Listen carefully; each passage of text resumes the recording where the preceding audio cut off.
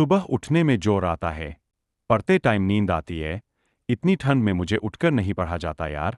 कल से पक्का सुबह जल्दी उठ जाऊंगा। कभी पूछा है अपनी माँ से कि वह सुबह बिना किसी की जगह 4 बजे क्यों और कैसे उठ जाती है। कभी पूछा है अपने पापा को नाइट शिफ्ट से आने के बाद कि पापा कहीं रात को ठंड तो नहीं लगी आपको। कभी पूछा है अपनी माँ से कि कितनी बार रसोई की जल्दीबाजी में उनकी उंगलियां जली है, यह सोचकर कि कहीं खाना लेट हो गया तो बस स्टैंड पर अगली बस का वेट करना पड़ेगा। थोड़ा सा सो लूं शायद एग्जाम की टेंशन कम हो जाए। तुम टेंशन से बचने के लिए सोते हो और तुम्हारे पापा तुम्हारे फ्यूचर की टेंशन दूर करने के लिए जागते हैं। तुम किताब सामने रखकर ख्वाबों की दुनिया में खोए रहते हो। तुम्हारी मम्मी तुम्हें सामने बैठा देखकर अगली साल की स्कूल डिसाइड करने की टेंशन में रहती है। तुम्हारे दिमाग में वीकेंड पर दोस्तों के साथ घूमने की प्लानिंग चल रही होती है। वही तुम्हारे पापा के दिमाग में अगले मंथ की फीस की टेंशन चल रही होती है। अगली बार जब तुम्हारे पापा अपनी जेब से तुम्हारे ट्यूशन फीस निकाल कर देना, तब पूछना कि उनकी जेब में उनके खर्चे के लिए तो पैसे बच रहे हैं ना। किताब सामने होती है लेकिन तुम फ्यूचर और पास्ट की दुनिया में ही खोए रहते हो, क्योंकि तुम सिर्फ इसलिए पढ़ रहे हो क्योंकि तुम्हें हर कोई पढ़ने के लिए बोलता है और बार बार पढ़ने के लिए सुनकर तुम बस पढ़ते जाते हो बिना ये सोचे कि तुम्हें आखिर पढ़ना क्यों है। क्यों क्यों पढ़ना है तुम्हें कभी सोचा ही नहीं तुमने। इस बात का जवाब छोड़ो, क्वेश्चन भी नहीं आया होगा आपके दिमाग में। क्यों भाई, किस से बचने की कोशिश कर रहे हो और क्या सोच रहे हो? मम्मी पापा को धोखा दे रहे हो या दोस्तों को या टीचर्स को? भाई तुम ना बहुत ज्यादा भोली हो। तुम्हें अभी तक यह भी नहीं पता कि तुम किसी और को नहीं बल्कि खुद अपने आप को धोखा दे रहे हो। क्यों अपने आप को यार? 12 लाख वाली कार के फर्जी सपने दिखा रहे हो। कोई बंगला और आईपैड नहीं मिलने वाला तुम्हें। ऐसे पढ़ने का दंगा रच करके यह जो मोबाइल पर तुम दिन में 100 बार फेसबुक, व्हाट्सएप और इंस्टाग्राम पर चेक करते हो, उससे कई गुना तुम्हारे मम्मी पापा तुम्हारे फ्यूचर के बारे में सोचते हैं। और जब तुम्हारा छोटा भाई या एक दिन तुम्हारा लड़का बड़ा होकर आईफोन या लैपटॉप या बाइक मांगेगा ना, तब तुमको समझेगा कि बच्चे की एक जिद पूरी करने के लिए पेरेंट्स को अपने खुद के सपनों से कितना बड़ा कंप्रोमाइज करना पड़ता है। और तुम्हारा पढ़ाई में मन इसलिए नहीं लग रहा है क्योंकि तुम सिर्फ पास होने के लिए या फिर कहीं पर सेलेक्ट होने के लिए पढ़ते हो। भाई तुम्हें तो टाइम ही नहीं है अपने आप से 2 मिनट यह पूछने का कि आखिर सब लोग तुम्हें पढ़ने के लिए क्यों बोलते हैं। तुम्हें पढ़ाई बहुत हार्ड लगती है क्योंकि तुम्हें फेसबुक, व्हाट्सएप, इंस्टाग्राम इजी लगते हैं। सुबह देर तक सोना इजी लगता है। बिस्तर में लेटकर मोबाइल से पढ़ना इजी लगता है। बेटा अपने पापा को भी बोल दो कि बिस्तर में ही लेटकर ड्यूटी कर ले। अपनी मम्मी को भी बोल दो कि सुबह जल्दी उठकर परेशान होने की जरूरत नहीं है। जब तुम्हारे मम्मी पापा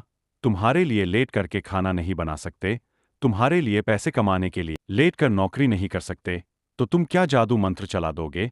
बिस्तर में लेटे लेटे कल पढ़ूंगा, शाम को पढ़ूंगा, मंडे को टाइम टेबल से पढ़ूंगा, हाफ ईयरली एग्जाम के बाद पढ़ूंगा, ठंड कम होगी तब पढ़ूंगा, गर्मी कम होगी तब पढ़ूंगा, कल से जल्दी उठकर पढ़ूंगा, दोस्त के नोट्स मिलेंगे तब पढ़ूंगा, एग्जाम का ब्लूप्रिंट आएगा तब पढ़ूंगा, एग्जाम के 1 महीने पहले पढ़ूंगा, एग्जाम के 1 हफ्ते पहले इंपॉर्टेंट क्वेश्चन पढ़ूंगा।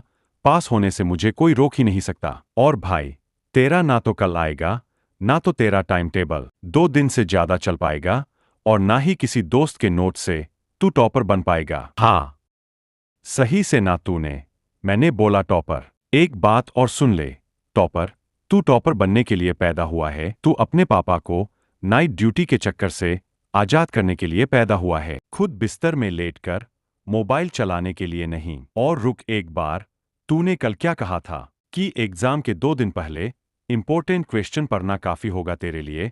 अपने पापा को भी बोल दे कि वह भी तुम्हारी फीस चुकाने की लास्ट डेट से 2 दिन पहले ही ड्यूटी जाए। जब वह पूरा महीना काम करते हैं तुम्हारा फीस चुकाने के लिए, तो तुम सोच भी कैसे सकते हो कि मैं अभी सो लेता हूं और 2 दिन पहले सिर्फ इंपॉर्टेंट क्वेश्चन पढ़कर पास हो जाऊंगा। बहुत हो गया यार, प्लीज आप तो खुद को धोखा देना बंद कर दे। अब तो कोई वजह खोज ले कि तुझे पढ़ना क्यों है। ध्यान रख बेटा, दुनिया को तभी अंदर रख पाएगा जब खुद को अंदर रखेगा। इस दिमाग को बोल दे कि भाई धोखा देना बंद कर तू, और सुन ले अपने दिल की आवाज को कि तेरे लिए जिंदगी में क्या मायने है और उसके लिए पढ़ाई क्यों जरूरी है। किसी ने तेरा दिल तोड़ा है, किसी को तुझको कुछ बैंक दिखाना है। बेटा भले ही नौकरी ना लगे और भले ही तुम नौकरी करना चाहो, लेकिन यह जो किताबों में जो यह नॉलेज भारत है ना, जो यह अक्षर देख रहे हो तुम, यह तुम्हें जिंदगी में किसी न किसी मोड़ पर किसी प्रॉब्लम से जरूर निकलेगी।